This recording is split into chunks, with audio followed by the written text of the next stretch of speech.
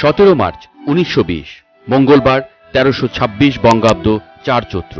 British শাসিত ভারতবর্ষের গোপালগঞ্জের টুঙ্গিপাড়ার মধ্যবিত্ত পেশাজীবী পরিবারে রাত 8টায় জন্ম নিলেন শেখ মুজিবুর রহমান। পিতা শেখ লুৎফর রহমান, মা সায়রা খাতুন, ডাকনাম খোকা। জ্যোতিষশাস্ত্র মতে মীন রাশির জাতক।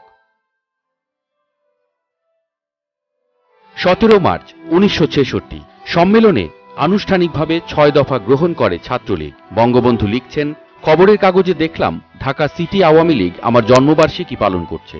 বোধহয় আমি জেলে বন্দী আছি বলেই। আমি একজন মানুষ, আর আমার আবার জন্মদিবস, দেখে হাসলাম।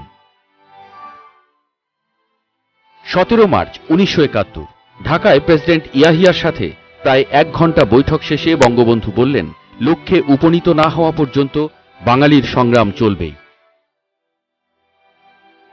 আজ বঙ্গবন্ধুর 52তম জন্মদিন। বঙ্গবন্ধু বললেন, আমি জন্মদিনের উৎসব করি না। এই দুঃখিনী বাংলায় আমার জন্মদিনই বাকি, আর মৃত্যুদিনই বাকি। আপনারা বাংলাদেশের অবস্থা জানেন। এদেশের জনগণের কাছে জন্মের আজ কোনো মহিমা নেই। পশ্চিমাদের ইচ্ছে মতো আমাদের প্রাণ দিতে হয়।